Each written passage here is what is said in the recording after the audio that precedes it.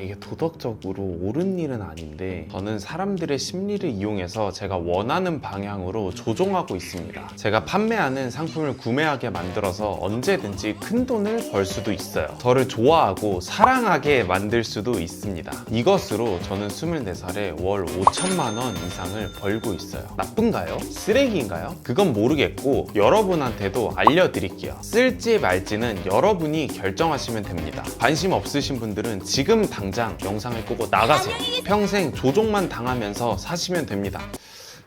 말이 너무 심했나? 죄송합니다. 방금 말은 취소할게요.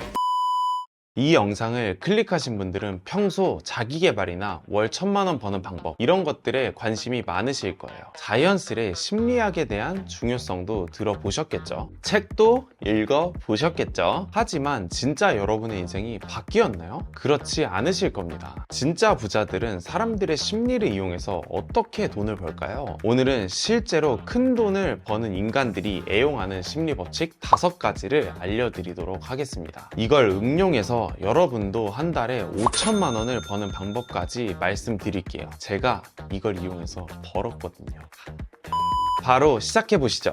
첫 번째는 상호성의 원칙입니다. 인간은 상대방에게 무언가를 받으면 나도 그에 상응하는 보답을 해야 한다는 강박관념에 시달립니다. 만약 여러분 생일에 제가 고가의 선물을 보냈다고 가정해볼게요. 이제 저의 생일이 돌아왔습니다. 카톡 친구창 가장 위에 제가 떠있어요. 선물 안 보낼 수가 있나요? 내가 먼저 받았다면 상대방의 생일을 보자마자 마음속에 불편한 감정이 떠오르죠. 그 강박관념을 심리학에서는 부채의식이라고 표현합니다. 근데 우리가 한번 생각을 해보자고요. 왜 이런 병신 같은 심리 기제가 생겼을까요? 내가 받았어도 안 주면 그만이잖아요. 이걸 알기 위해서는 인간의 진화 과정을 이해해야 합니다. 지금이 원시 시대라고 가정해 볼게요. 돌리니 부족과 금수저 부족이 있습니다.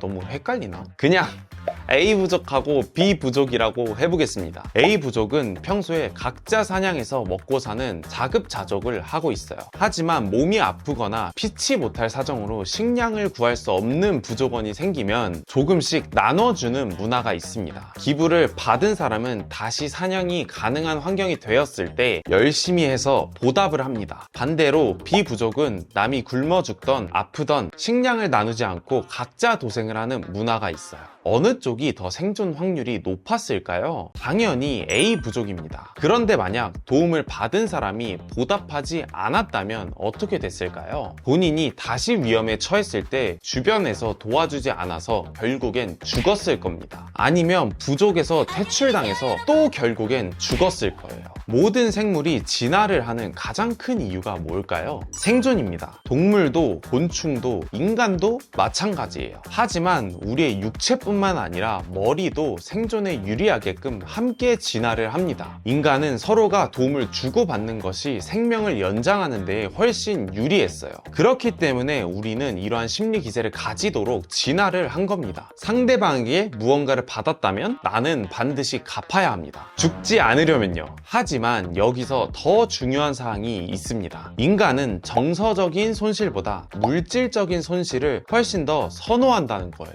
아까 제가 여러분에게 생일 선물을 보냈었죠. 이제 제가 받을 차례가 됐습니다. 카톡 선물하기에서 아무거나 보내는 것과 장문의 편지를 주는 것, 어느 것이 더 편하신가요? 당연히 전자죠. 장문의 편지가 불편한 이유는 정서적인 손실이 일어나기 때문입니다. 인간은 몸을 쓸 때보다 머리를 사용할 때 훨씬 더 많은 에너지를 소모합니다. 당연히 에너지 소모량을 줄이려는 노력도 생존에 도움이 되겠죠. 그래서 우리는 정서적인 손실을 최대한 회피하려는 본능을 가지고 있습니다. 대신 아예 보답을 안 할 수는 없으니까 물질적인 손실로 이걸 대체하려고 하죠. 이걸 이용하면 되게 재미있는 일이 벌어집니다. 저는 디자인 회사를 운영하고 있어요. 처음 사업을 시작할 때 경쟁사들은 결제를 먼저 받고 디자이너와 통화하는 구조로 이루어져 있었습니다. 저는 이걸 바꿨어요. 결제를 하지 않아도 무상으로 상담을 해줬습니다. 30분 이상을 통화하면서 제 지식을 지식을 총동원해서 디자인을 컨설팅 해줬어요. 제가 고객에게 먼저 호의를 베푸는 거죠. 상담이 끝나고 마지막에 고객에게 물어봤습니다. 저희에게 의뢰하시겠습니까? 결과는 어땠을까요? 100에 90은 저희에게 의뢰하겠다고 말했습니다. 사실 이런 결과가 나올 수밖에 없어요. 제가 30분 넘게 통화를 하면서 컨설팅을 해줬기 때문에 고객의 머리에는 부채의식이 생깁니다. 이때 거절을 하는 행위는 정서적인 손실이에요. 마음의 불편함을 감수해야 하기 때문입니다. 반대로 결제를 하는 것은 물질적인 손실입니다. 인간은 정서적인 손실보다 물질적인 손실을 더 선호하기 때문에 결제로 이어질 수밖에 없는 것입니다. 저는 이 원리를 이용해서 한 달 만에 월 매출 5천만 원에서 1억 원으로 늘렸어요. 되게 간단한 법칙이지만 저에게 매달 5천만 원을 더 벌어다 준 것입니다. 대기업은 이걸 사용 안 할까요? 대형마트에 가면 항상 시식 코너가 있죠. 저는 절대 먹지 않습니다. 마트 직원은 제가 호의를 받아서 먹는 순간 구매하라는 눈빛으로 저를 압박할 거예요. 저는 당연히 필요 없는 물건을 살 확률이 매우 높아지는 것입니다. 여러분도 부담감에 못 이겨서 산 적이 굉장히 많을 거예요.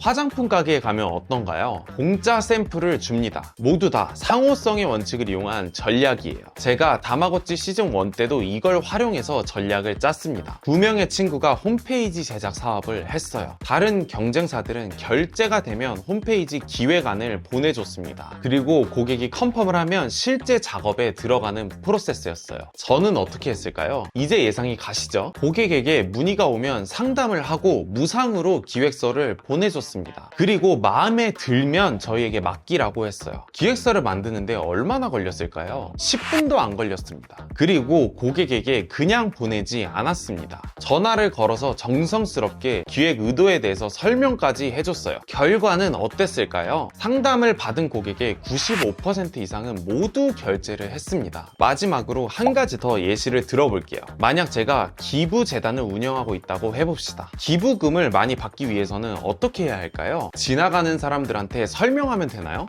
누구에게 일주일마다 도시락이 가고 누구에게 얼마가 가고 이딴 말 다 필요 없습니다. 그냥 지하철에 가서 사람들한테 사탕을 나눠주면 됩니다. 그리고 받은 사람한테만 쫓아가서 기부해달라고 요청하면 돼요. 사탕을 받았기 때문에 부채의식이 생기겠죠. 기부하는 사람이 훨씬 더 많아질 겁니다. 두 번째는 일관성의 법칙입니다. 인간은 자신이 뱉은 말이나 행동을 지키려는 경향이 있습니다. 왜 또 이런 병신 같은 심리 기제가 생겼을까요? 다시 원시 시대로 가보겠습니다. 여러분은 A 부족의 족장입니다. 저는 부족원이에요. 오늘 족장님께서 내일 옆 부족을 쳐들어가기로 결정했습니다. 그리고 부대원들을 모집했어요. 저는 밤새 이 나무 깎아가지고 칼도 만들고 활도 만들고 별 지랄을 다 했어요.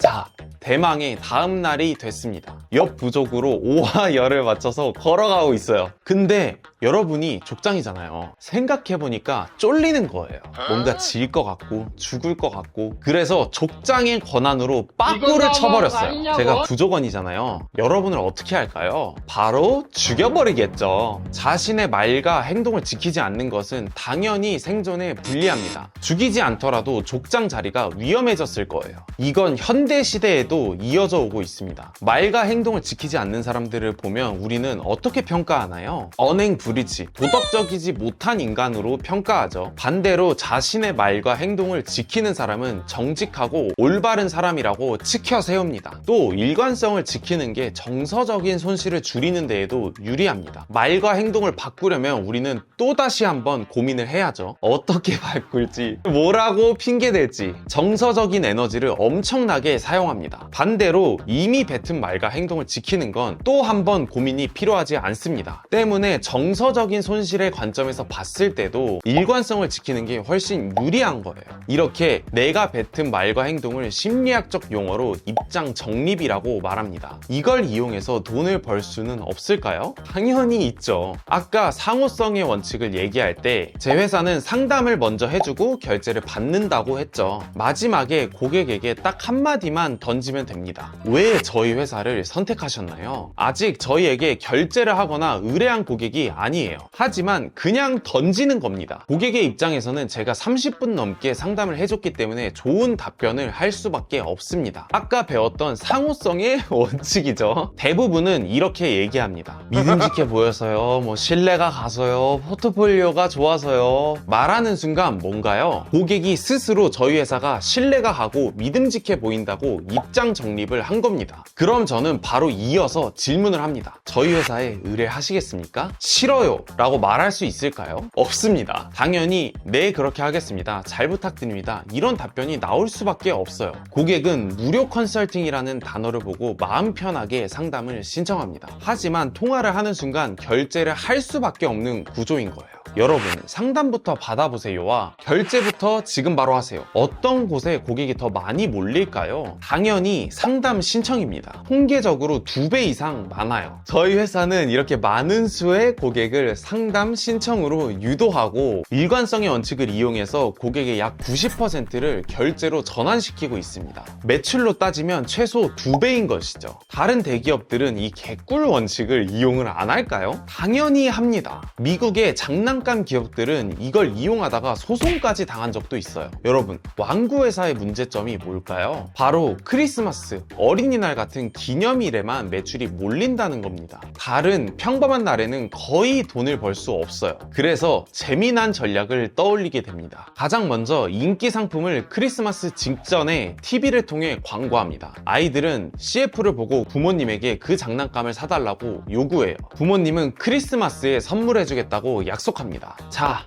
12월 25일이 됐습니다. 아이와 함께 백화점을 가겠죠. 광고에 나왔던 그 상품은 과연 있을까요? 당연히 없습니다. 왜일까요? 다 팔려서? 아닙니다. 장난감 회사들은 크리스마스 광고에 나왔던 상품을 의도적으로 공급하지 않습니다. 백화점에 오면 품절되었다고 말합니다. 그러면 어떻게 될까요? 부모님은 그 매장에서 다른 장난감을 사주게 되겠죠. 자, 크리스마스가 끝났습니다. 다시 TV에 광고가 나옵니다. 인기 상품이 재입고되었습니다. 어떤 일이 벌어질까요? 아이들은 부모님에게 그 상품을 사달라고 얘기하면서 약속을 지키라고 요구합니다. 원래는 광고에 나오는 그 장난감을 사주기로 했으니까요. 어쩔 수 없이 부모님은 다시 한번 백화점에 방문해서 광고에 나오는 장난감을 사줍니다. 그때는 상품이 있을까요? 당연히 있습니다. 간단한 전략으로 2배의 매출을 올렸죠. 요즘 유행하는 목표를 지키기 위한 선언하기도 일관성의 원칙을 이용한 겁니다. 내가 하고자 하는 행위를 공개적으로 입장 정립을 하는 거예요. 당연히 심리적인 압박감 때문에 조금 더 잘 지킬 확률이 올라갑니다. 자, 3번째 원칙. 을 얘기하기 전에 재밌지 않나요? 돈 벌기 참 쉽죠? 근데 이게 나쁜 건가요? 저는 솔직히 잘 모르겠습니다. 그냥 사업의 전략 중에 하나라고 생각해요. 선택은 여러분이 하시면 됩니다. 물론 악의적인 목적으로 사용하면 안 됩니다. 거짓말을 해서도 안 돼요. 하지만 내 제품과 서비스의 판매를 촉진하기 위해 전략적으로 사용하는 건 괜찮다고 생각합니다. 아직 3가지가 남았는데 영상이 너무 길어져서 다음 영상에서 이어서 나머지를 다뤄보도록 하겠습니다. 구독과 좋아요 잊지 마세요. 감사합니다.